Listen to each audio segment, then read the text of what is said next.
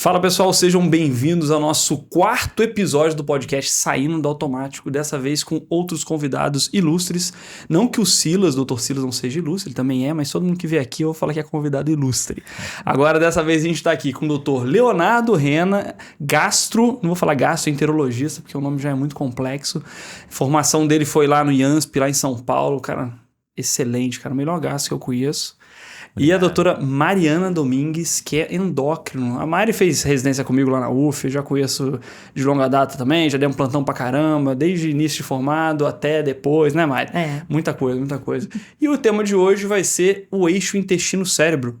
A gente discute muito sobre essa relação que tem do que a gente come, do humor que a gente tá, né? Como a gente tá ficando. E eu trouxe esses dois especialistas pra gente estar conversando um pouquinho sobre isso. Bate-papo bem informal, não vai ter muito termo técnico aqui também não, mas a gente vai aprofundar em algumas coisas. E aí, galera, tudo bom? Bem-vindos. Eu tô feliz demais agora. Primeira vez que a gente faz com 3 pessoas, né? Primeira vez que a gente tá em 3 aqui agora. Já vou jogar uma pergunta inicial. Por que falar disso? Esse negócio de eixo intestino-cérebro. Na nossa formação, acredito de vocês também, a gente não falava muito disso não, né? E de repente, isso foi aparecendo, a gente foi vendo, e aí? Curioso, João. Quando a gente decidiu fazer o podcast, eu resolvi procurar artigos, né? Quando a gente vai falar sobre algo, a gente precisa se atualizar. E se a gente for ler artigos, se a gente for pesquisar, de 2021 para 2024, surgiram muito mais artigos do que de 2013 para 2021. Acredito eu que talvez essa pandemia que a gente viveu, né, essa mania de doença que a gente acabou criando, isso fez com que a gente também fosse buscar algumas justificativas para determinados sintomas, né? Tem muitos sintomas que a gente não consegue justificar através de exames, né? A gente chama de doenças funcionais. E essas doenças funcionais, elas foram cada vez mais estudadas e foram agora, nos últimos 20 anos, elucidadas, e a gente foi entendendo melhor o porquê de um sintoma, né? A gente foi entendendo por que a gente às vezes sente algo que o exame não está mostrando. E isso foi induzindo ali os grupos de estudos, os cientistas, a entender melhor o corpo humano. E aí, assim, mas por que eixo intestino-cérebro, né? A gente precisa entender, para quem é leigo, que quem manda informação é o neurônio, né? Então, esse eixo intestino-cérebro é uma via de mão dupla, né? Tanto o intestino, o estômago, eles mandam uma informação para o cérebro e o cérebro manda informação para o estômago, ou para o intestino, né? Então, isso está cada vez mais sendo estudado e está mais que certo essa correlação e a importância da gente não só ver o intestino ou o estômago, enfim, o pâncreas, qualquer órgão do trato gastrointestinal, como somente órgãos gastrointestinais e ponto. A gente precisa unificar essas especialidades, a endocrinologia, neurologia e a gastroenterologia, porque quando a gente trata uma medicina integrativa, a gente consegue ter melhores resultados, né? Olhar o ser humano como um todo, né? Como um todo. Então, assim, existem várias questões que eu acho que não somente, né, a medicina explica, mas a espiritualidade, enfim, os temperamentos, né? Que quando você vai estudar a fundo, você vê, cara, tudo faz sentido, né? Você precisa estar bem com tudo. Você não pode estar bem somente com um determinado ponto, né? Você precisa tratar, sim, com medicamentos, mas você precisa estar bem com essas outras questões. Então, o eixo intestino-cérebro, ele é algo a ser estudado nos próximos anos, mas a gente está cada vez mais entendendo por que e como tratar determinadas doenças que antigamente a gente tinha muito como doenças do nosso psicológico, né? Isso é da cabeça da pessoa. E eu acho engraçado pontuar, quando a gente fala intestino-cérebro, quem aqui não tá nervoso para poder estar tendo esse bate-papo, não teve uma dor de barriga por conta do estresse? Sim. Qual foi um fator estressante que não trouxe um sintoma gastrointestinal? Exatamente. Aquele corredor, né? Sua primeira prova, teve diarreia. Quem não teve sinais e sintomas ligados? A boca salivando quando você sente o cheiro de algum alimento gostoso. Até vontade de vomitar quando você sente o cheiro de um alimento ruim ou de, sei lá, de algo que está fezes ou outras coisas que trazem uma ojeriza ali, você fica enjoado da vontade de vomitar, né? Tem uma ligação muito direta a isso, né? E ao mesmo tempo, se a gente pega da parte científica, aquele paciente internado com peritonite bacteriana espontânea, com encefalopatia hepática, a gente usava antibiótico para o paciente respondia bem da parte neurológica. Qual é a ligação? Exatamente. E a gente negligenciou por muito tempo, né? A medicina não tinha esse olhar, né? É que tem uma moda também, a gente fala da medicina integrativa, mas algumas pessoas eu gosto que falam que é a medicina única. Né? Eu fiz, né, também uma pós-graduação em medicina integrativa, eu acho que a visão do ser humano ela tem que ser completa. Sim. Na nossa formação mais tradicional, às vezes isso a gente não via, né? A gente fez, todo mundo aqui fez uma formação bem tradicional, muito boa por sinal, né? Sim. Excelentes formações, mas que isso era um pouquinho negligenciado. E aí a gente via na prática clínica, eu imagino que seja a ideia de vocês também, a realidade de vocês. Na prática a gente via, cara, beleza, eu tô dando isso aqui pro paciente, mas ele não tá melhorando. Eu tô precisando olhar ele de uma outra forma, buscar algumas outras coisas. E essa questão do intestino cérebro que você comentou, Léo, essa quantidade de artigo que tem crescido, tem mostrado que a gente tá engateando ainda nisso, né? Engateando. Tá engateando. Na endócrino você observa bastante isso também, né, Mari? Você usa essa abordagem também sistêmica, integrativa. Né? Eu acho que a gente está atualmente melhorando a qualidade no cuidar do outro, para que daqui a alguns anos esse cuidado, essas atitudes nossas já estejam em guidelines. Porque se a gente for esperar tudo sair num paper, a gente vai perder tempo de qualidade com o paciente. A prática clínica, né, ela tem que ser valorizada, né?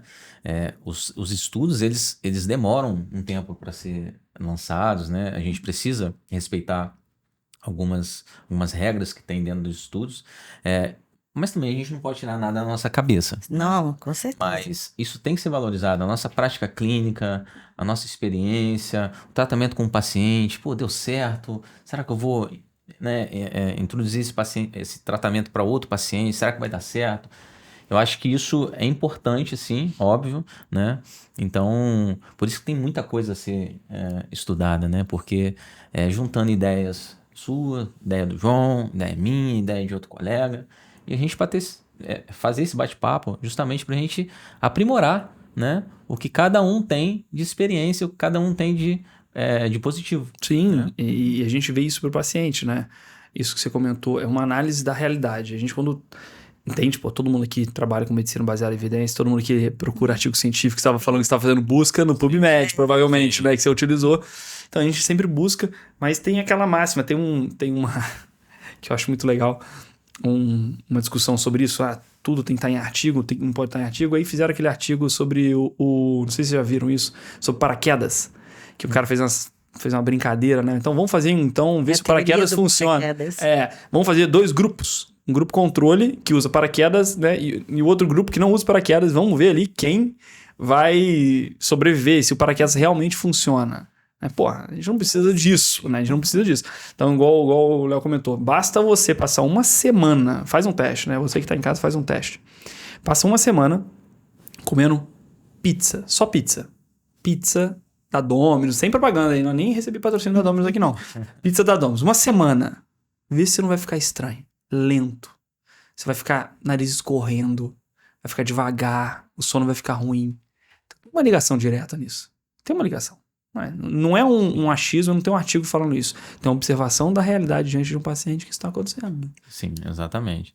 E assim, para quem é leigo, né, e esse podcast aqui, ele tem esse intuito de informar, de um debate aqui para as pessoas leigas, não para só médicos ou só internos de medicina ou estudantes.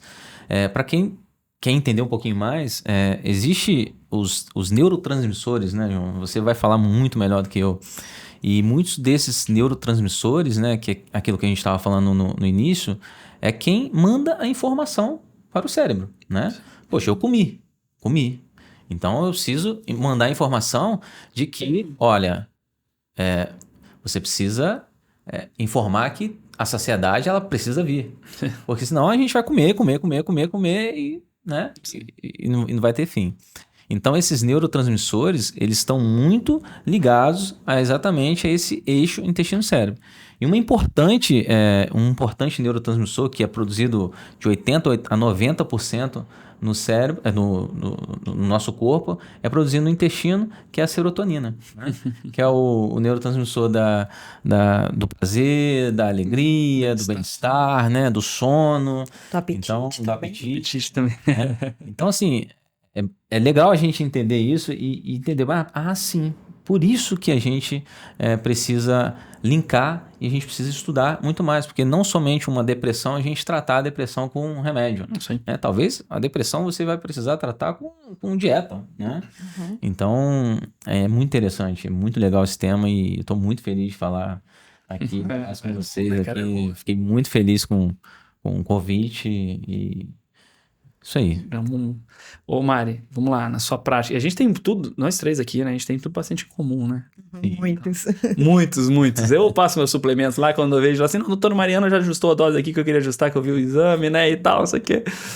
Você sempre teve essa visão, né? Endócrino, você não tá ali tratando tireoide, né? Não, eu trato o paciente como um... Exatamente. Não é o peso da balança. Exatamente. Porque eu vejo seus pacientes, né? Então é legal ver esse olhar que você tem com os pacientes. Você sempre teve essa atenção integrativa e você sempre levou em consideração isso em toda abordagem sua de tratamento, né? Uhum. Hoje em dia, eu olho a anamnese que eu faço e vejo quanto a gente cresceu, né? Que ela terminava na história social e você não perguntava se o paciente tinha uma boa noite de sono, se o paciente... Você vai ao banheiro todos os dias? Você evacua todos os dias? Qual é seu hábito intestinal? Como é que está a sua saúde intestinal? A gente não tinha isso e hoje eu coloco como prática diária e eu vejo a diferença nos resultados quando a gente tem essa visão integrativa. O paciente fica equilibrado de fato. Sem dúvida. E agora eu vou chamar uma outra discussão, assim, pra gente falar um pouco do cenário atual que a gente vê. Tanto no consultório quanto na família, né? A gente tem os churrascos de domingo, a gente tem as noites de família ali. Parece que uma grande parte, tanto o nome saindo do automático, né? Desculpa aí, de vez em quando vai vir umas tosses aqui, né? Tô saindo de uma laringite, então não vai ter como. Mas o próprio nome saindo do automático, o objetivo é de ficar observando tudo que a gente faz de automatismo na nossa vida que a gente não repara. Uhum. E comer é uma dessas coisas, né? Parece que ninguém observa o que tá comendo, não leva a sério. Comida entra sempre assim, cara, não tô com tempo, não vou comer, não tô com tempo, vou comer mal, né? Vou pegar o que tem na gaveta, vou pegar isso aqui. E a gente tá mostrando aqui o quanto isso influencia. Na prática de vocês veem essa negligência também das pessoas em relação ao hábito alimentar? Sim. É o que é mais fácil, o que é mais rápido e o que vai trazer maior prazer, recompensa na hora de comer. Porque às vezes as pessoas comem por ansiedade, frustração e não tem aquela noção de fome e saciedade. Isso é perdido. E você começa, principalmente com um alimento ultraprocessado, refrigerante, biscoitos açucarados, fast food. E cada vez que nós estamos expostos a esse tipo de alimentação, a gente quer mais. E não sacia, né? Não sacia. Você pode comer um trio, uma oferta com tudo e achar que tá fazendo uma refeição completa, daqui a 3 horas você vai estar com fome. Às vezes nem 3 horas, cara. Você termina de comer um hambúrguer e você fala, eu matava 2 desse aqui fácil, né? Você fala assim, não é? E esses alimentos, você observa que causam mais. Os trabalhos mostram isso, que eles causam mais dano também. Além de não saciar também o efeito deletério ao sistema nervoso central, né? Cardiovascular é sempre muito pior, né? É porque você aumenta a inflamação a nível intestinal. Você quebra a barreira, você aumenta os espaços entre as células, né? As junções celulares. Então, você abre porta para que seu intestino tenha o vazamento, o leak gut. O Léo pode falar com mais propriedade que eu, mas isso é a pontapé inicial para a inflamação, neuroinflamação, seja ela em outros sistemas também. Você não precisa nem falar, né, Léo? Você vê isso todo dia, né, cara? Todo dia. E é impressionante, cara, como a gente vê que, assim, quando você pega uma pessoa que tá com problema gastrointestinal e você vai fazer essa anamnese que a Mari falou, cara, você vê que o problema às vezes começou desde o nascimento, né? E tem vários estudos que mostram que o tipo de parto interfere na microbiota do ser humano. Olha que legal. Olha que maneiro. E aí, quando você vê, mas se eu nasci de parto cesariana, então quer dizer que eu vou ter problema gastrointestinal? Não, não é isso. Tá? Calme aí, os filhos de cesárea, por favor, se acalmem, não fiquem Não é isso. Mas eu acho que a gente tem que ter em mente que as doenças, elas não vêm por um só fator, né? Sim. Ela é multifatorial. Sim. São multifatoriais. Então, se você tem risco de ter câncer de intestino, quanto mais fatores você une naquilo ali, maior a chance de você ter câncer de intestino, né?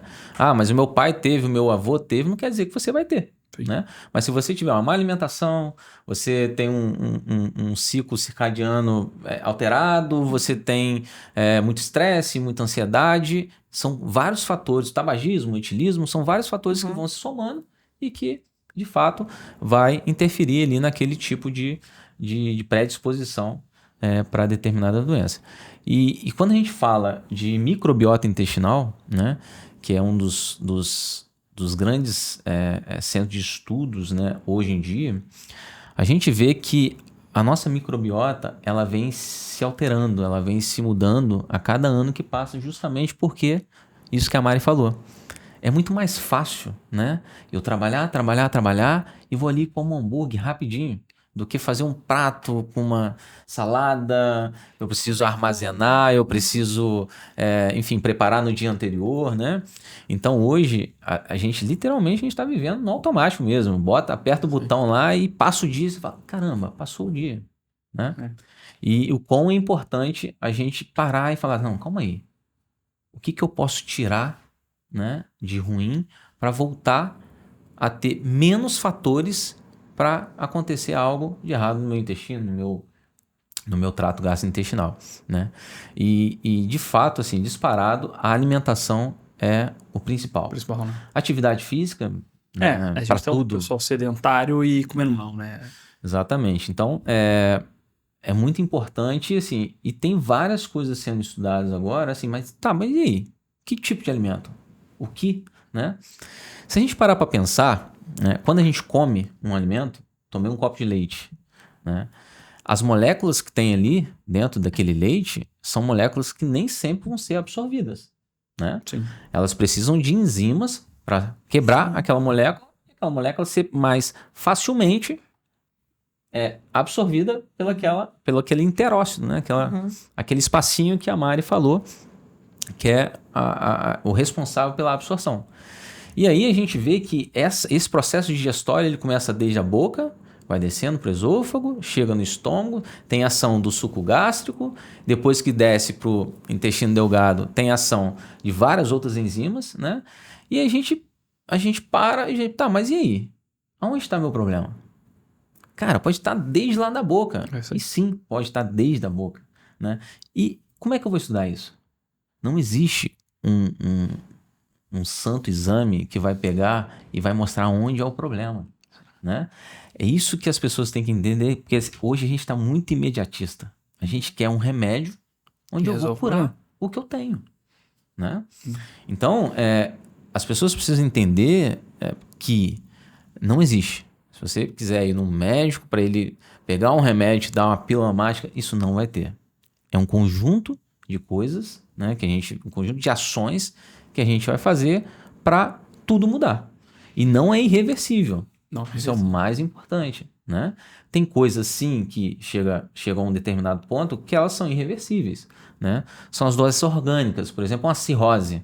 Sim. A pessoa bebe, inflama, vira fibrose. Aquela fibrose não vai melhorar, né? Mas essas doenças que a gente chama de doença funcional, né? Na maioria das vezes elas são reversíveis, né?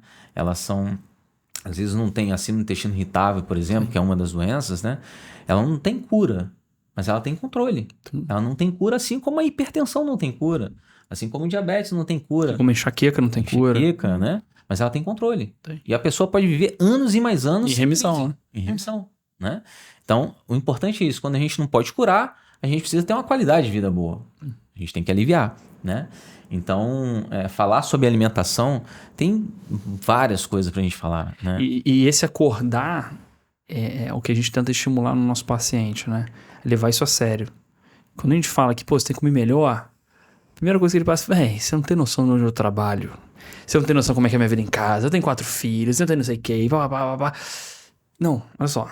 Tem doença que começa ali de verdade, né? Tem estudos que falam que o Parkinson se inicia no intestino. Quantas vezes a gente, negligenciando a nossa alimentação, a gente não faz deficiências de vitaminas, vitamina B12, né, vitamina C, que a gente necessita de doses diárias de vitamina C, né? Por ser hidrossolúvel, ela acaba não fazendo um estoque no nosso organismo. E a gente negligencia isso. Isso realmente vai atrapalhar a sua função de mãe. Isso vai atrapalhar a sua função no trabalho. Na verdade, se você comer melhor, você melhora a sua performance.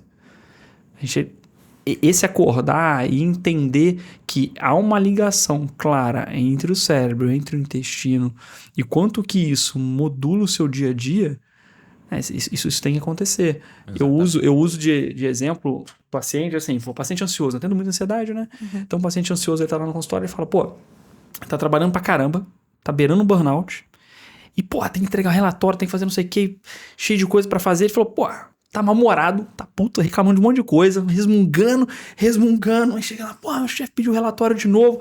Olhou lá, um chocolate em cima da mesa. Não comeu direito, né? Ou quando almoçou, sei lá, almoçou coxinha. Almoçou coxinha lá e logo tá com fome, né? Aí ele chegou, pegou o chocolate, ele come o chocolate. Vem a sensação de bem-estar. Fica feliz, né? Porque quando come o chocolate, a gente dá aquele... Pico de insulina, pico glicêmico, aumento de insulina, absorção maior de triptofano. Triptofano é molécula precursora de serotonina, então formou serotonina. Alegria. Prazer. Só que, maluco, aquele chocolate, ele vai acabar muito rápido. Você fez um pico de alegria, daqui a pouco você vai ter uma queda, você vai pular de um abismo de tristeza. Então você começa a ter irritabilidade, e essa irritabilidade vem do que você come. Você não sabe de onde ela vem. Você chega em casa brigando com a sua esposa. Você não tem noção de onde está vindo isso. E esses picos e vales da glicose é que são perigosos. E as pessoas não conseguem avaliar que é a ponta do iceberg. Que a gente tem um maior risco de hiperinsulinemia crônica, risco de pré-diabetes, diabetes, hipertensão. Isso aumenta o risco de quê? Infarto, AVC, câncer, Alzheimer. É aquela galera, até te perguntar isso, Mário. Assim, o pessoal fala muito do jejum intermitente, né? Que é uma coisa muito interessante, muito legal. Tem muito trabalho mostrando isso. Desculpa, de novo, né? Mas aí a pessoa tá lá fazendo jejum intermitente. Entre aspas, né? Na verdade, fazendo jejum intermitente porcaria nenhuma. Na verdade, ela tá sem comer. Ela tá sem comer e foi deixando. E aí ela quebra aquele jejum intermitente com chocolate. Da pior forma. Da pior forma, né? Tem muita gente que faz isso. Fica um maior tempão sem comer, fala que tá fazendo isso pra emagrecer. Chega em casa à noite, mete um doce, mete um carbo grande, um monte de coisa. A gente tem que pensar como janela de oportunidade para você fazer a refeição. E é aí que você tem que colocar qual é a prioridade. O que é essencial? Não existe carboidrato essencial. O que existe é proteína. A proteína ela é essencial à nossa sobrevivência. Então, como que você vai quebrar o jejum? Comendo carnes, ovos, uma gordura de qualidade. E depois você pode comer o carboidrato. Mas você vai colocar o açúcar propriamente dito... Para continuar o processo inflamatório. Então, a pergunta seria, qual é o seu objetivo? Qual é o seu intuito em fazer o jejum? É religioso? É um jejum para o emagrecimento? É ter uma boa estruturação. E não dá para fazer de um dia para o outro. Porque as pessoas não têm ideia que começa a fazer o jejum, enche de café. Eu vou tomar café porque eu vou ficar com energia e disposição, mas manda embora. Sódio, potássio, magnésio, tem dor de cabeça, fraqueza, mal-estar, sensação de desmaio, mau humor, por mandar embora todos os eletrólitos. Então tem que ser muito bem estruturado aí o jejum, para que ele seja terapêutico, né? Esse negócio tem que ser, de certa forma, a gente não tá falando pra todo mundo ficar estudando sobre, né? Até porque vale, né? Por mim, todo mundo teria que estudar assim. Mas é o motivo, acaba que sendo um certo estudo, a gente tá discutindo no podcast pra todo mundo ouvir um tema tão sensível a todos, né? Todo mundo come, então a gente tem que ficar mais atento. Mas fazer essa coisa no achismo, né? Traz um risco até na família, no trabalho, né? A gente vai ficando... E um risco para a saúde própria, né? A gente estava falando de algumas doenças que a gente vê na gastro, tem, né?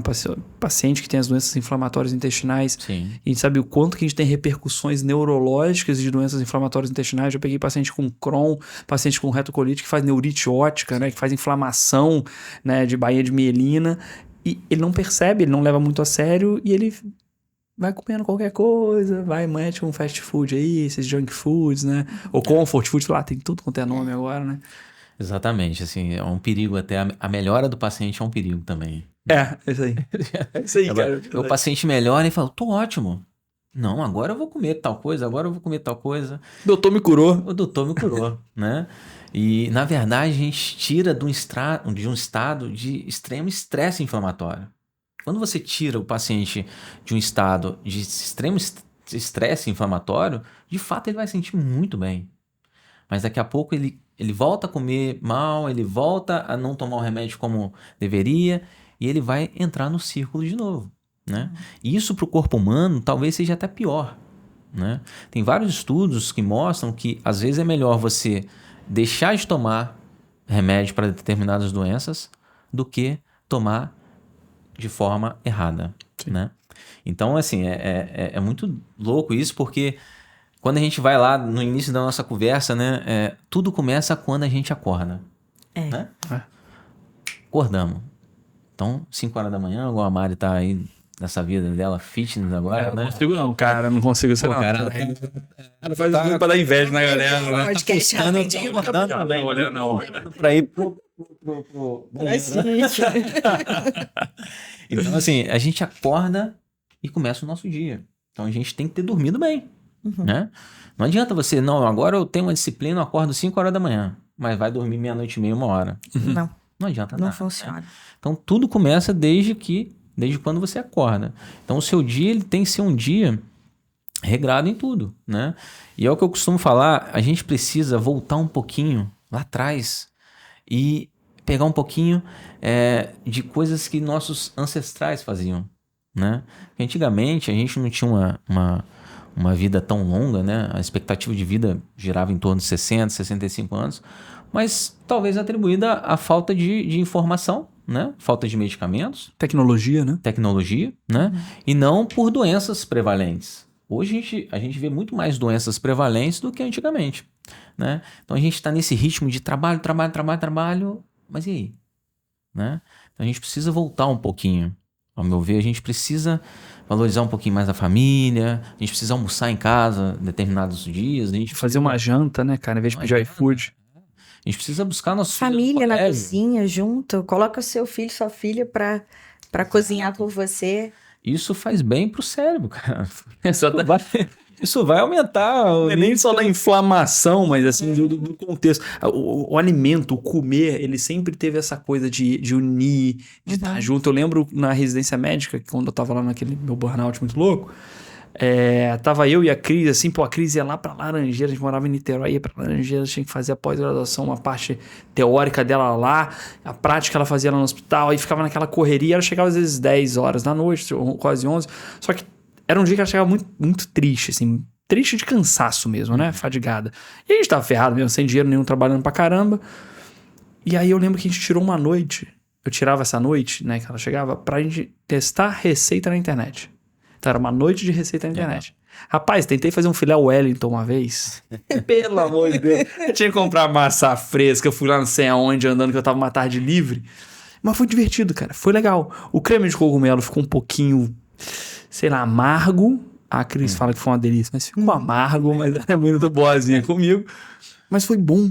Ela chegou e assim, puta, meti um filé Wellington 10h30 da noite. Assim, cara, ela olhou aquilo, que maneiro, não acredito e tal.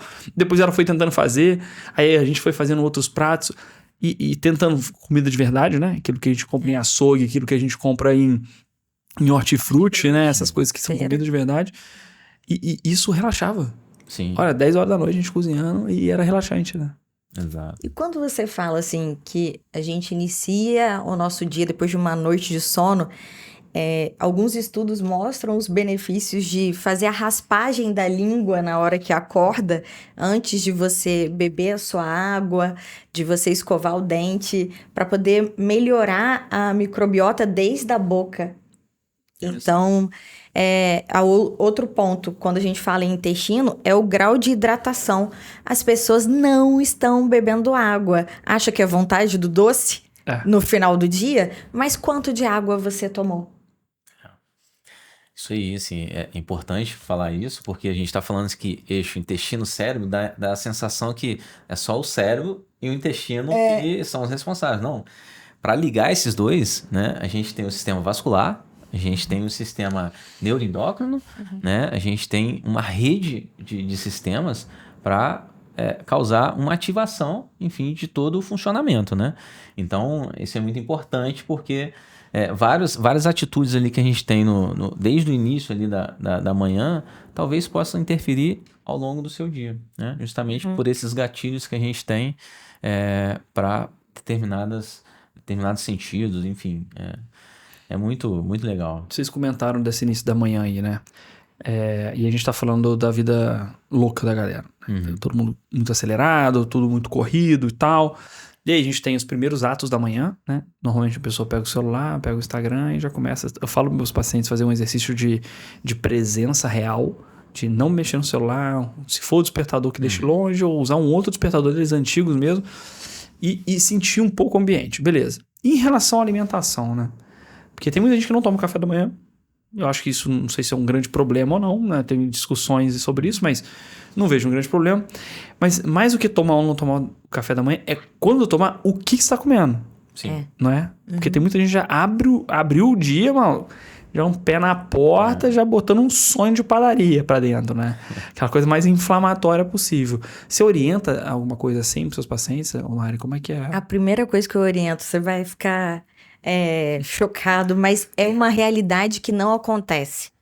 Quando a gente desperta, a gente tem que estabelecer para o nosso cérebro o ciclo de sono e vigília. Como que a gente faz isso? Abre a janela, olha a luz do dia. Em vez de olhar o celular para ver a última notícia, a última fofoca, pelo amor de Deus, vamos olhar e agradecer o dia que está chegando para você. E isso faz com que você tenha um sono de qualidade, porque daqui a 13, 15 horas o sono vai vir. Isso ajuda a estabelecer bem o ciclo de sono e vigília. Outra coisa, que horas você vai tomar a primeira dose de café do dia?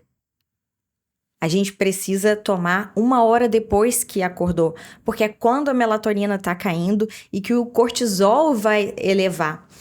Se você olha o celular, toma café antes de 1 hora de estar acordado, você vai ter pico de cortisol isolado ao longo do dia. Parabéns, você vai estar estressado, irritado, com mais fome e vontade de doce. Viu? Parabéns, você acabou de estragar o seu ciclo circadiano e vai dar muito ruim o seu dia e sua noite. É mais ou menos isso, né? O que já aconteceu comigo, o que acontece, a gente tá falando aqui, pessoal, mas assim, nós não somos exemplos 100% de, né? Calma aí, a gente estuda para passar o que de fato é bom pro paciente, né? A gente faz. Mas várias vezes já me peguei acordando e vendo o celular, escovando o dente, mexendo no celular, fui tomar café, mexendo no celular e falei, cara, o que eu fiz mesmo? Não lembrava, entendeu? Sim. Então assim... Você não lembra nem se escovou o dente, né?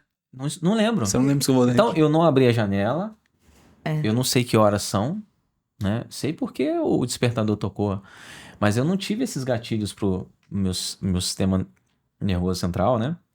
Então, assim, é isso que às vezes a gente precisa entender, porque isso pode interferir no seu dia inteiro. Né? E isso que vocês falaram, interessante, já dá esse pico de cortisol fora de hora. Lógico que a gente já está comprometendo todo o ciclo circadiano, então ali a queda do cortisol no final do dia já está prejudicada, né? E o início da produção de melatonina também já foi prejudicada pelo nosso manhã. Eu sempre brinco, né, que o sono, eu falo com meus pacientes, sono é ritual. Existe uma necessidade de preparação, todo ritual, toda ritualística é religiosa, tem tudo uma atmosfera em volta.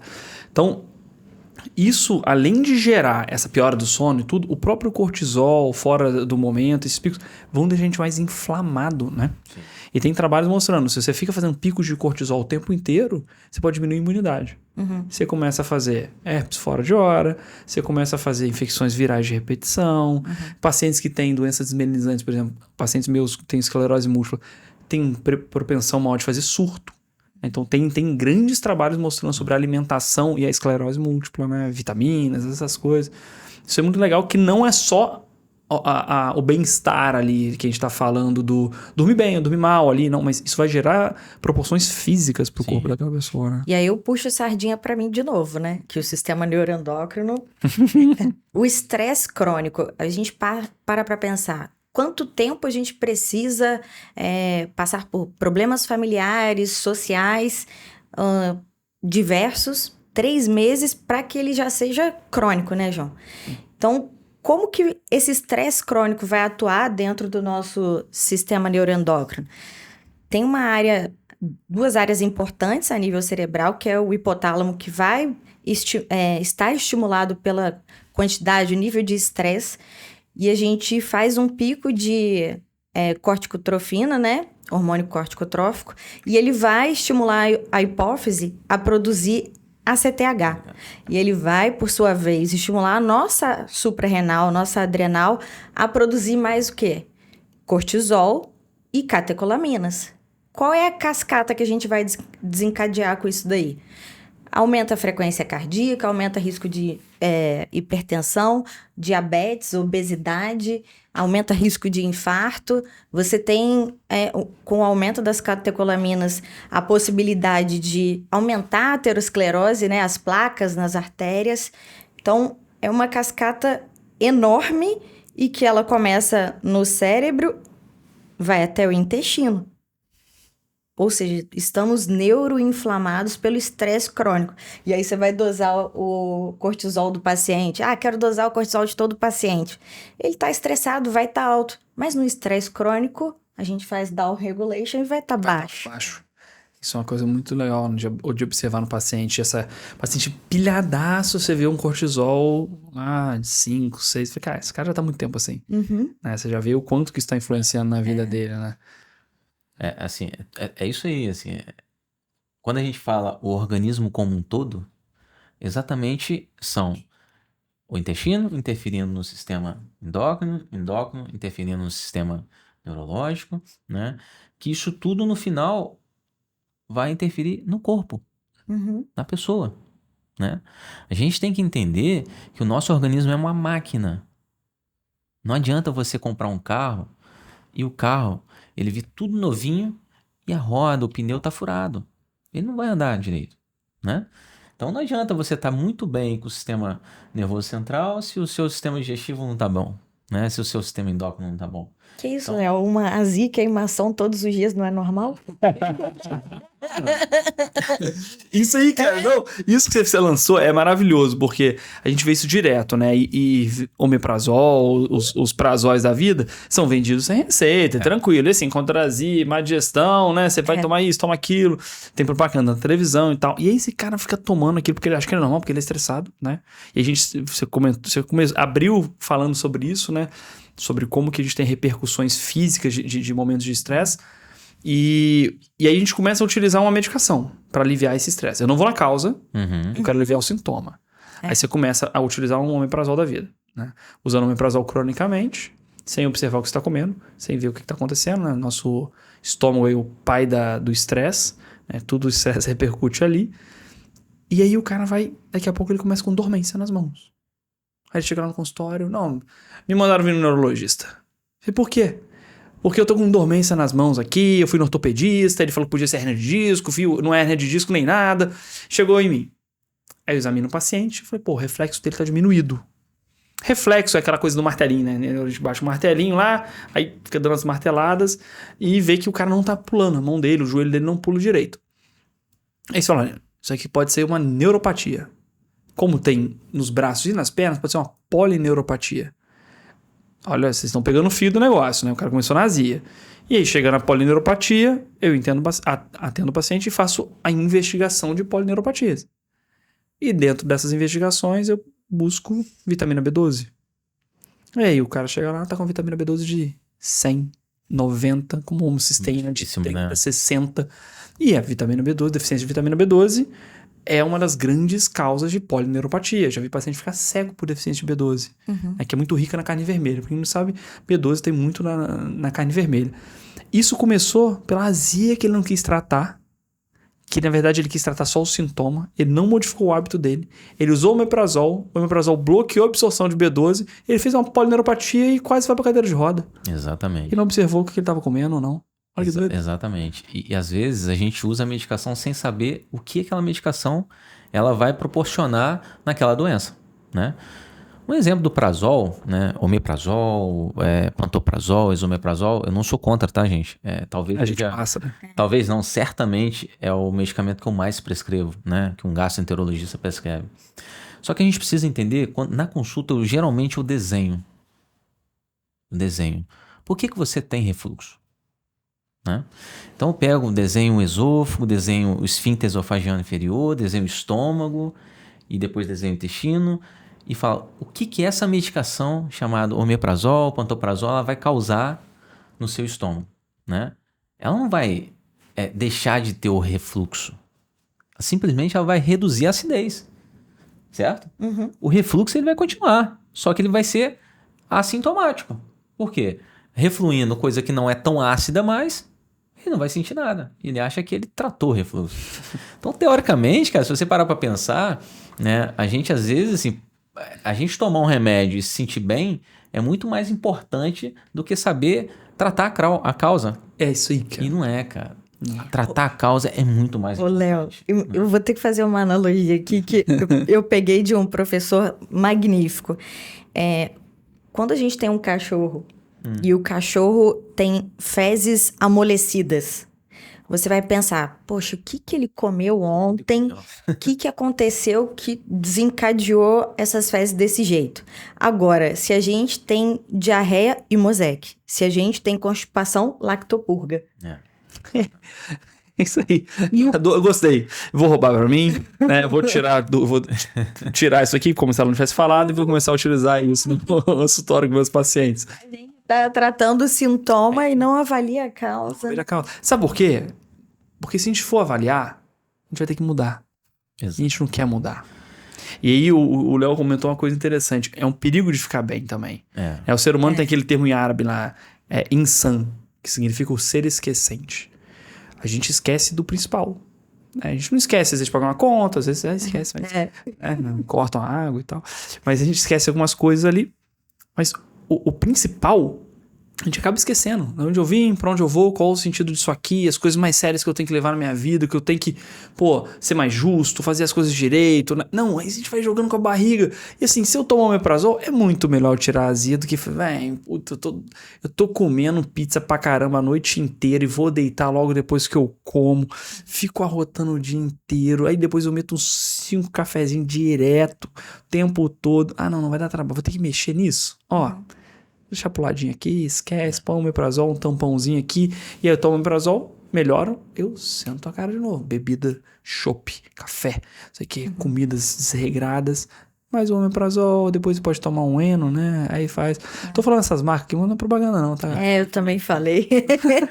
Na verdade, e tem muitas vezes, muitos casos, né? Talvez assim, não sei se é a maioria, mas os pacientes não sabem. De fato, não sabem. Eles acham que o omeprazol, que o pantoprazol, eles estão tratando o refluxo. Alguma coisa, né? Não, eles não estão tratando o refluxo, estão tratando o sintoma que o refluxo dá, né? Acidez.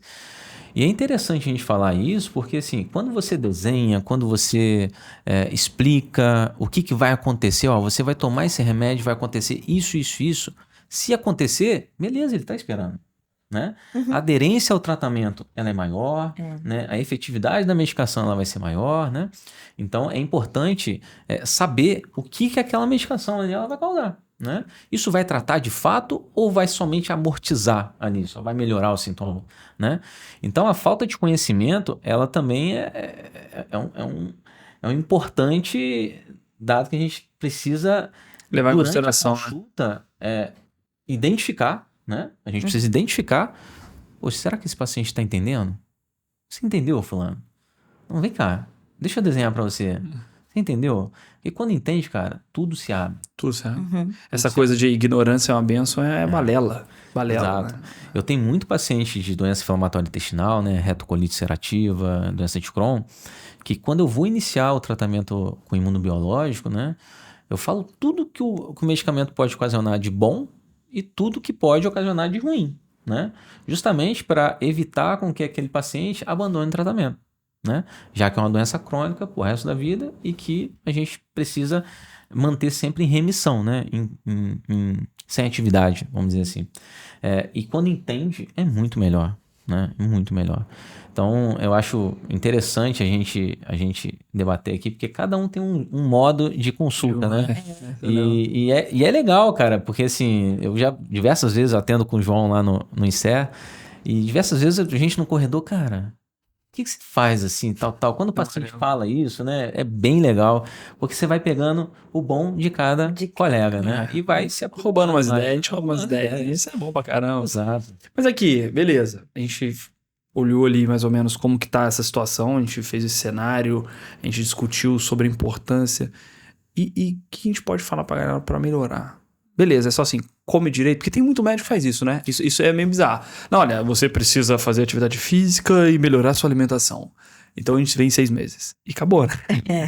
O que você faz lá no consultório, Mari? Assim, você chega a dar receita de cara, assim, eu no caso eu não consigo fazer uma receita porque eu não domino tanto, né, a nutrição assim, mas eu tento dar algumas dicas bem práticas para os pacientes, não só do que eles não devem comer, mas alguns alimentos neuroprotetores, alguns alimentos que podem ajudar. Como é que você faz lá no consultório? Eu avalio qual é a rotina alimentar do paciente, descrevo café da manhã, almoço, lanche, jantar, como é estruturado.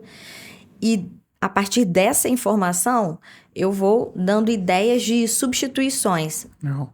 Mas eu tenho um material com orientações, porque, imagina, o paciente come mal todos os dias, mas se ele começa a implementar bons hábitos, é mais fácil do que ele ter que mudar o 100%. Aumenta a ingesta de água. Você vai ter uma percepção de saciedade. Aumenta a ingesta de proteína. Colocar uns ovos no seu café da manhã, em vez de um bife na hora do almoço, come 2 bifes e vê como vai chegar no final do dia. Então, a gente vai conversando ao longo da consulta e eu vou fazendo sugestões. Porque montar cardápio, propriamente dito, é um nutricionista que faz o cálculo direitinho. Sim. Mas eu discuto sempre, porque é um pilar importantíssimo para mim. Não, para mim também. Exatamente, assim, eu como gastro, né, eu não sou nutricionista, não estudo sobre o alimento, mas a gente estuda, né, o endócrino estuda quais são os melhores alimentos, né? E aí geralmente eu encaminho para o endocrinologista, pro nutricionista, e ele vai dando a dieta mais apropriada para aquele paciente. Mas interessante, João, o que você acha da maçã? Você acha que é saudável? Só uma pergunta direta ali. Direto. Muito bom. Cara, é gostosa. Eu tô te induzindo a falar que ela não é boa. Você fala assim, né? Não, mas acredito que sim, por ser uma fruta, ser natural, né? Lógico que a gente tem que tomar cuidado com frutose, excesso de frutas, em alguns casos de alguns pacientes e tal, mas no geral não vejo problema nenhum com a maçã. Cara, a maçã é boa. Tranquilo. Né? A maçã verde, eu prefiro maçã verde. Cara, a maçã Porra, gosta. maçã verde, cara. Maionese. Azeda. Cara, ela é azeda, né? Aquela pica, né? Você come a boca saliva ali, pô, é boa pra caralho. Cara, mas se a gente pega um paciente com síndrome do intestino irritável, onde o principal gatilho dele é o FODMAP, não sei se vocês já escutaram falar, né? FODMAP são carboidratos fermentáveis, né? Então, cada sigla ali você tem um tipo de carboidrato. Cara, a maçã tem muito FODMAP, né? Então, assim, não é pra deixar de comer maçã, tá, gente? Pelo amor de Deus. Gente, eu não vou largar a maçã. Mas a maçã, tem alguma doença no mesmo modo, a maçã ela pode ser a base alimentar de um início de uma refeição pela manhã, né? Exatamente assim, a gente não precisa suspender coisas que fazem a gente passar mal, né? Então, se o paciente está numa crise de síndrome do intestino irritável, a gente não precisa ter um modelo de dieta, mas a gente precisa, talvez, driblar aquele sistema digestório, né? Então, talvez sim, ele vai precisar retirar a maçã, retirar a couve-flor, que tem FODMAP, retirar o leite derivados, para ele voltar aquele sistema dele funcionar adequadamente para daqui a pouco ele comer, né? Então, assim, não existe uma dieta que vai ser uma dieta própria para todo mundo. É isso que eu ia falar. Isso não é uma receita de bolo. Você está mostrando aqui que não é uma receita. Exatamente. Né? Então, tem paciente que vai precisar, sim, de leite derivados. Tem paciente que não pode tirar o glúten, né? Tem pacientes que vão ser necessário tirar o glúten por um tempo. Então, assim, tem muita coisa que a gente precisa estudar, porque, às vezes, a gente, quando coloca numa receita de bolo para todo mundo, isso pode ser prejudicial. Né? Uma senhora de 60 anos de idade, os níveis hormonais estão completamente alterados, né? Ela precisa de cálcio, né? Ela vai precisar de fonte de cálcio. Talvez você comprar o cálcio, tomar, muitas pessoas não têm essa condição financeira, né? E de fato vai precisar de leite derivados, né? Mas será que isso daqui eu posso substituir por aquilo ali? Né? É isso que é interessante. Né? A consulta ela é justamente para você entender exatamente isso. Você acorda, o que você come, o que você faz. Você traça o dia do paciente e você fala, poxa, talvez isso daqui, se eu substituir, pode ser o que esteja causando o seu problema. Eu lembrei aqui, você falando da maçã, uma coisa corriqueira. Tempero. Tempero pronto. Glutamato monossódico. Glutamato monossódico. Se eu, Mariana, tiver contato com esse tipo de tempero, de realçador de sabor, eu vou pro hospital. Eu já fiz enxaqueca com gastroparesia e tudo mais. Então, alguns alimentos são capazes de liberar, fazer uma reação histamínica, né? Sim. De hipersensibilidade enorme. Exatamente. Então, a gente tem que tirar esses alimentos que são gatilhos para cada perfil de paciente, né? Pô, foi bom você ter falado. O glutamato monossódico na parte da neurologia, né? A gente vê que ele é um gatilho para neuroinflamação pra caramba. Então, um dos alimentos, né, esses, não é natural, né? Então, a gente entra naquelas discussões de novo. O negócio, ele é industrializado, realçador de sabor, ele dá uma sensação de empanturramento também, né? Fica um gosto artificial e isso gera processos inflamatórios. Tem grandes artigos importantes mostrando isso tem ação a pacientes que já têm uma doença inflamatória, uma doença autoimune, ser um gatilho para alguns alimentos, né? O glutamato monossódico está envolvido, né? Assim como o glúten. E aí eu vou falar do glúten também, você tocou um pouquinho. O glúten, tem muita gente que demoniza, tipo assim, maluco, acabou o glúten, ninguém deve comer glúten, né? Glúten é o capeta. Mas não é assim que funciona também. Lógico, assim, na neurologia a gente tem ataxias associadas à doença celíaca, né? Há pacientes que não podem nem sentir o cheiro do glúten, né? Uma vasilha que teve glúten ali tocado, então... Beleza, a gente tem um grupo de pacientes que realmente eles não devem comer de forma alguma glúten. A gente tem na anamnese, a gente observa os pacientes que fazem ali um mapa do que comeram e os sintomas que tiveram. Né? Um diário de dor, enxaquecosos, né? Eu falo, observa-se quando você come glúten, isso piora. Então vamos tentar diminuir. Né? Mas não é uma receita de bolo. Não é aquela coisa. Vocês, de todo mundo, vocês cortam glúten? Como é que é isso aí no consultório? Como é que é a prática? Agora eu joguei pra vocês. Falou da maçã, agora toma. Glúten, vilão ou mocinho ou... Esse diário, esse mapa, né? Eu também peço para as pacientes anotarem, porque no nicho das pacientes com lipedema, hoje os estudos mostram que o glúten é completamente inflamatório.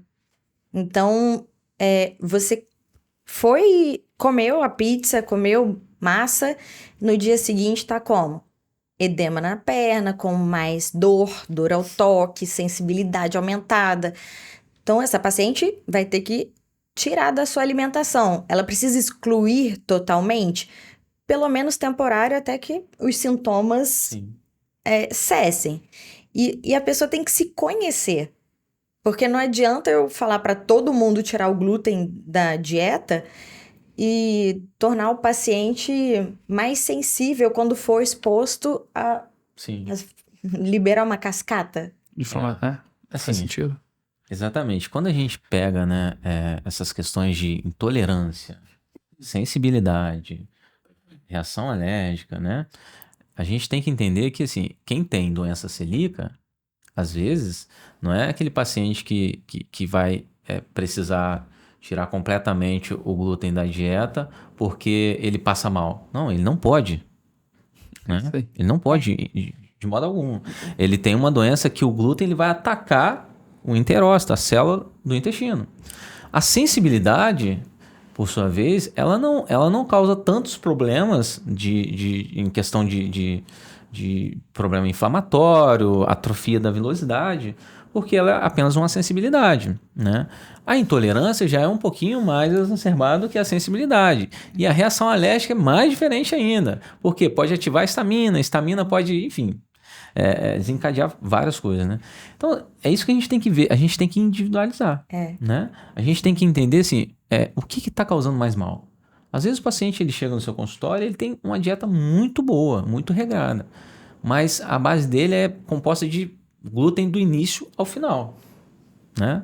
Será que esse paciente não tá precisando apenas reduzir, né? Do que suspender? Então, assim, eu não costumo suspender por completo glúten, né? A gente tem alguns artigos na Gastro que a gente acabou vendo que determinados pacientes que suspenderam por ad eterno começaram a ter atrofia do intestino delgado, né? Porque você não tinha mais exposição do glúten, enfim, você causava ali uma atrofia também, que é o que acontece na doença celíaca. Olha que interessante, né?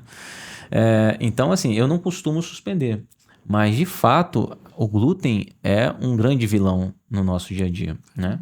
Ele é muito inflamatório. Ele é muito fácil acesso, né? Modificado pra caramba. Muito modificado. Esse eu acho que é o maior problema, o abuso, que é a grande questão. No consultório também, converso muito com os pacientes sobre essa alimentação, enxaqueca, doenças inflamatórias, esclerose múltipla, tem vários trabalhos falando dessa relação alimentar e tudo. E quando eu falo do glúten, eu falo, olha, não necessariamente tem que excluir, porque senão o que acontece? A pessoa vem aqui, entra num podcast, vê as pessoas aqui, 3 especialistas, né, com boa formação falando, e fala, o glúten é vilão, eu não vou comer nunca mais glúten, e começa a brigar em casa, né? E aí começa a brigar e tal, e aí começa, às vezes financeiramente ele não tá conseguindo, mas começa a fazer uma mudança de cardápio, fica super cara, e aí começa a ter uma briga com o cônjuge ali, e o negócio começa a desandar pro outro lado, né? Esse bom senso, essa análise individual para cada paciente, cada caso, tem paciente meu que eu falo, cara, tira o glúten. Isso aqui agora, assim, a gente vai ter que fazer um período realmente glúten free total, tenta tirar totalmente, a gente vai passar um período sem, reavalia depois, igual a Mari falou. A gente deixa um período, né, a doença entra em remissão, depois a gente retorna com bom senso, né, tranquilo, não do início ao fim, igual você falou, não. Né, tem gente que primeiro o café da manhã é com glúten e a janta lá mete um glúten no finalzinho só pra fechar o dia com chave de ouro, né. Não dá, a individualização é tudo hoje em dia na medicina, né. Exato. E por isso que a internet às vezes não deixa isso acontecer.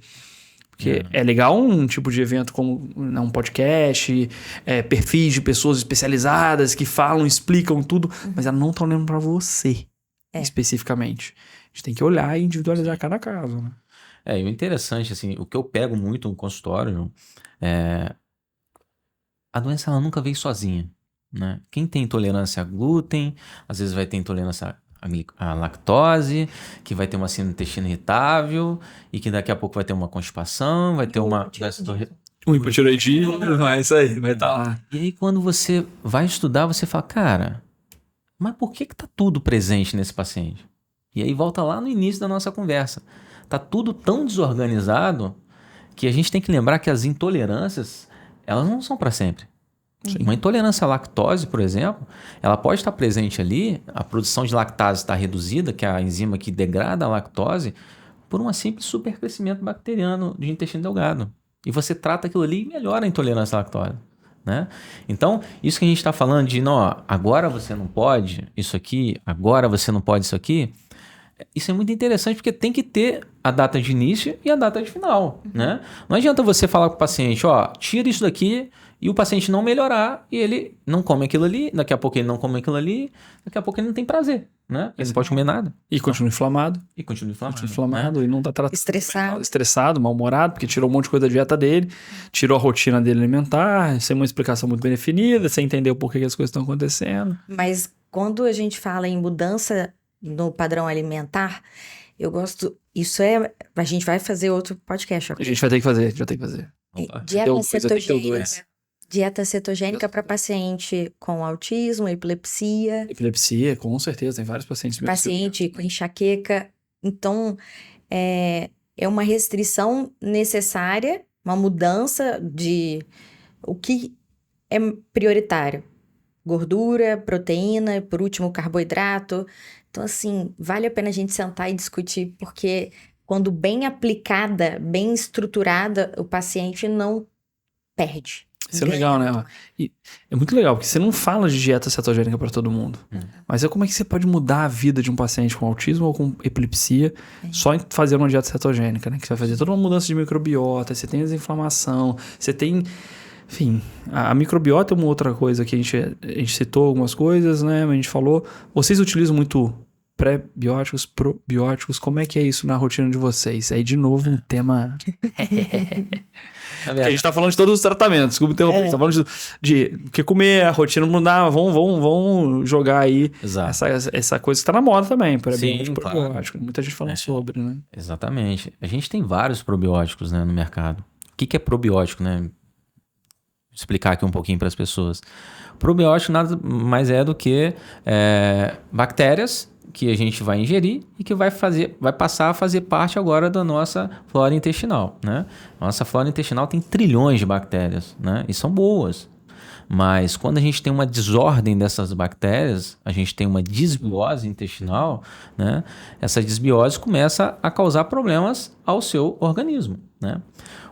Qual a ideia do probiótico, às vezes, né? A gente tem várias situações onde a gente vai precisar de probiótico e às vezes a gente não vai precisar de probiótico, somente pré-biótico, né? Que é a alimentação para a bactéria, né? O pré-biótico, ele não é a bactéria, é a alimentação adequada para a bactéria. Então, você mudando a sua alimentação, às vezes você vai dar substância ali para sua bactéria se alimentar e fazer a digestão. Porque quem faz a nossa digestão não é somente enzimas, são as bactérias, né? Então, o probiótico, na minha prática, ele é muito utilizado. Até porque, isso que eu estou falando para vocês, é difícil eu pegar um paciente com uma patologia. Ele só tem intolerância à lactose. É difícil, tá? Geralmente, o paciente ele vai ter diabetes, que o diabetes ele vai causar uma desmotilidade intestinal. Essa desmotilidade intestinal vai causar um supercrescimento bacteriano de intestino delgado. Esse supercrescimento vai diminuir a lactase. Ele vai evoluir com uma intolerância à lactose. Você fala, cara, e aí? Será que ele está precisando de probiótico? E aí, cara, assim, é difícil a gente fazer os testes laboratoriais, né? Existem vários testes respiratórios, porque às vezes o teste respiratório ele vai te dar um diagnóstico, né? E não necessariamente aquele diagnóstico ali que você está tendo é o causador dos sintomas. Sim. Ele é apenas mais uma coisa, né? Então, o probiótico, sim, ele precisa ser empregado, mas não é uma receita de bolo, né? Às vezes o paciente ele tem uma boa alimentação, ele tem uma boa flora intestinal, mas ele está precisando não de probiótico, ele está precisando de pré-biótico, ele está precisando de uma boa alimentação. Ele não precisa trocar a flora, ele só precisa alimentar bem aquela flora dele. Exatamente, entendeu? Então, assim, como saber? É difícil. Por isso que uma boa anamnese... É difícil hoje eu demorar 15 minutos numa consulta. Eu não consigo. Em 15 minutos saber isso tudo, né? 20 minutos eu não consigo. Não sei vocês, mas... Impossível. Não dá? Eu preciso saber onde você nasceu. O que você faz na sua vida?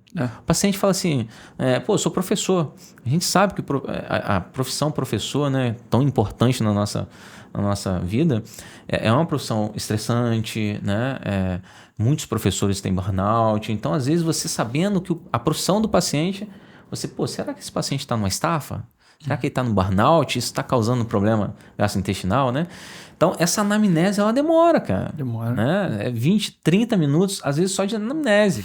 Depois mais 10 minutos para você fazer o desenho, explicar a doença. E depois mais 10 minutos para você prescrever e explicar o tratamento. Né? Então, é interessante porque nessa anamnese você vai extrair 80% do seu diagnóstico. Entendeu? Então, voltando lá atrás, assim, eu adoro testes complementares, mas a gente tem que tomar cuidado. Porque às vezes a gente faz teste e tem o diagnóstico e a gente acha que é só aquilo ali. Né? A gente começa a tratar papel em vez de tratar o paciente, né? Né? Então, essa questão do probiótico, do pré-biótico e do antibiótico também. Numa desbiose, num supercrescimento bacteriano, eu preciso matar bactérias ruins. Então, às vezes eu preciso dar o antibiótico para matar bactéria ruim, para a bactéria boa começar a batalha de novo, né? Então, São várias coisas que a gente precisa falar, que às vezes num podcast só... Não, vai ter dois. Já tô me comprometendo aqui. Você usa, Mari, com seus pacientes? Uso. E eu já estava conversando com vocês, né? A gente não passa cera na casa suja, não é? Então, eu melhoro a alimentação, o sono, o paciente muda os hábitos e eu acrescento o probiótico para não ter essa competição com as bactérias ruins. Sim. E existem...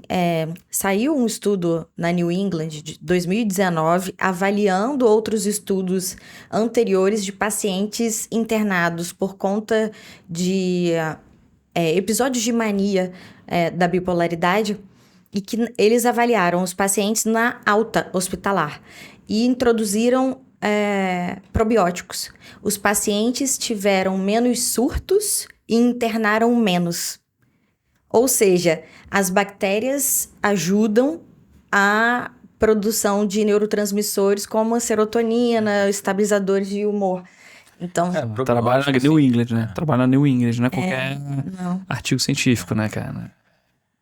Probiótico, ao meu ver, é um grande medicamento que tem muito a ser estudado, mas que está entrando cada vez mais e pro bem.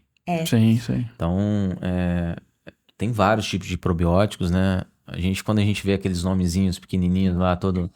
E quando você... não sei o que E assim, cada probiótico, ele é estudado para determinadas doenças, né? Já tem um monte. Cara, olha só, eu sou neurologista. Eu prescrevo probiótico. Tá na minha prescrição, tá na minha receita. E tem trabalho, tem probióticos específicos que eu recebo visita. Que chega lá pra mim assim, ó, esse aqui, os artigos mostraram na parte neurológica, olha, pra ansiedade, olha pra depressão, doenças neurológicas inflamatórias, crônicas, como Parkinson, Alzheimer.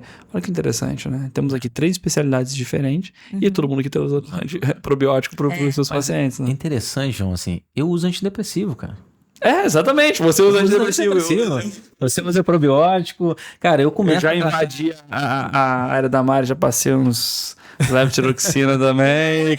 Eu passo e mando pra ela, entendeu? Eu faço cartinha pra Mari, às vezes, assim, falando, Mari, o meu alvo aqui de hemoglobina glicada paciente cirrótico precisa ser abaixo de 5,8, talvez seja um pouco diferente. Mas é muito legal, assim, essa interação. E antigamente não tinha isso. Antigamente era... Olha só, não, seu problema acaba aqui. Você vai procurar um neurologista. E no neurologista, seu problema acaba aqui. Agora vai no gastro. O cara tinha 5, 6, 7 médicos para tratar, às vezes, um problema único. É isso. Né? É isso. E não, assim, ao meu ver, é muito pior, né? Porque às vezes tem a questão do ego, o médico ele fica, mas o outro suspendeu o que eu prescrevi, aumentou a dose da minha medicação, né? Então, isso é ruim. Não tô falando pra gente não se encaminhar, paciente, mas... Se encaminha. Não, ao contrário. Não exclui, né? E parece que a gente tem mais isso ainda, né? Vamos, né? Exatamente. Quem ganha é o paciente. Quem ganha é o paciente. A gente aumentou isso. Antigamente o pessoal tinha menos, acho talvez uma interação. Apesar de todo mundo se encaminhava, mas a interação entre eles era menos. Olha só, a gente aqui, todo mundo mete o B dele na área um do outro aqui, mas todo mundo tem paciente em comum. Sim. Isso é interessante. Tem aquela máxima, então, quem tem um médico, tem um médico. Quem tem 2 tem meio, quem tem 3 não tem nenhum. Porque você fica em um monte de gente, todo mundo tirando um monte de coisa, cada um olha. Já teve paciente meu que tava tomando AS e ele tomava também aspirina. O AF é aspirina do cardiologista. E depois vai pro gasto sangrando. Aí chega em você lá. Mas é interessante. AS e aspirina são a mesma coisa. É o ácido acetil salicílico, né? Então, só pra quem estiver tomando, converse com o seu médico, não é pra tomar os dois assim, não.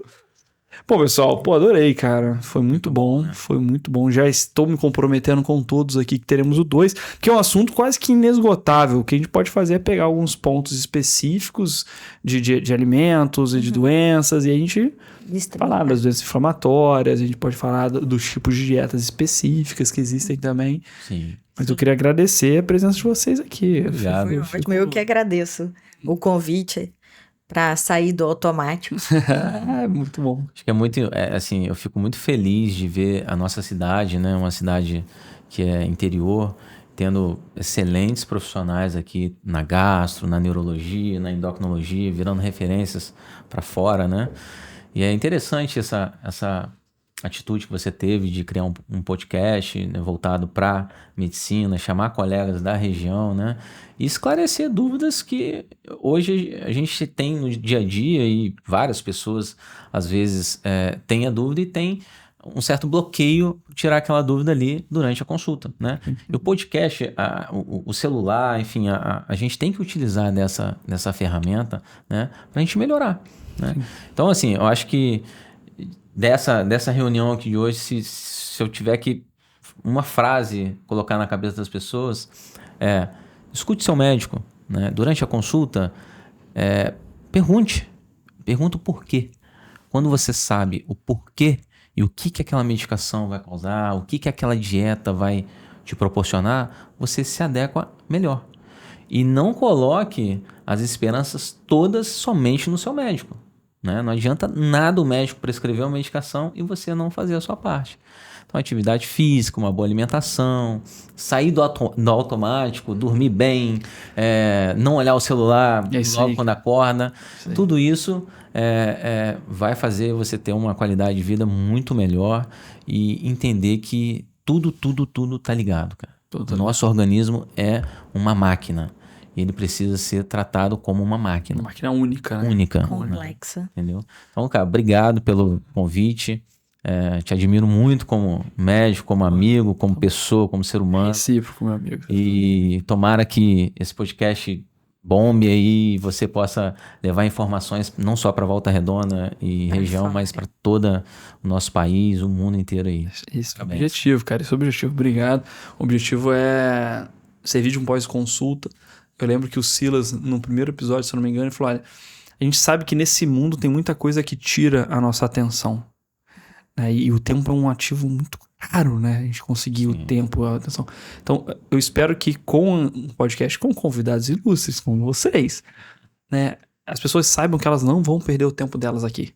Assistindo isso daqui, né? Então o prazer é meu ter vocês aqui, grandes amigos, excelentes médicos, indiscutível a qualidade técnica. E a gente já tá marcando que o próximo a gente vai ter outro podcast com eles, e aí eu quero que vocês mandem comentários, mandem direct, se inscrevam no canal, encaminhem o canal para os seus familiares, para todo mundo aqui. Eles vão jogar isso nas redes sociais deles também, para ajudar a gente a crescer cada vez mais, não é? Com certeza. Então, pessoal, eu queria agradecer novamente a presença de todo mundo. Um grande abraço a vocês e até o próximo. Valeu. Tchau, pessoal. Obrigado.